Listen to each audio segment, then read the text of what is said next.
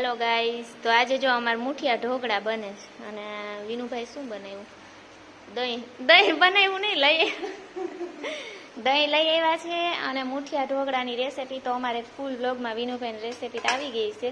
ઓ માં ગરમ છે અને આમાં જો મસ્ત ઢોકળા વિનુભાઈ બને, મસાલો નાખ્યો ભરપૂર, એક ફૂલ બ્લોગમાં આવી ગયા છે. અને સાથે જો મરચાંની મસ્ત ચટણી છે, જેમાં મરચાં નાખ્યા છે, માંડવીના દાણા છે, લસણ, કોથમીર, ખાંડ, જીરું, મીઠું અને થોડું એવું આદું ને એવું. હવે મસ્ત મિક્સરમાં પીસી નાખી એટલે મસ્ત ચટણી થઈ જશે. મુઠિયા ઢોકળા છે અને દૂધ અને જો બધું કટિંગ હાલતું હતું ને તો આખું ઘર. અને તમે લોકો કહેતા ને, ઘણા લોકો અમે છે ને કમેન્ટ ઓલે આવી હતી કે એલ્યુમિનિયમના વાસણમાં ના ખવાય, તો મસ્ત કુકર લઈ આવ્યા બે, એક ગામડે માટેનું છે, એક અહીંનું છે. એટલે હવે અમારે ટીનનું કુકર જવા દેવાનું છે.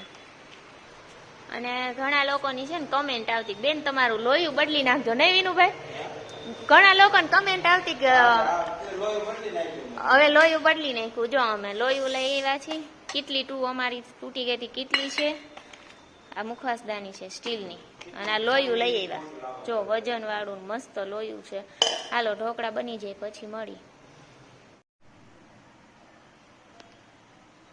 જો મુઠિયા ઢોકળા અને મસ્ત ચટણી થઈ ગઈ છે રેડી.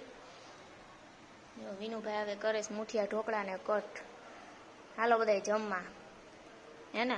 ગરમા ગરમ જ. હજી વઘાર બાકી ને? હા, હજી વઘાર નાખવાનું છે.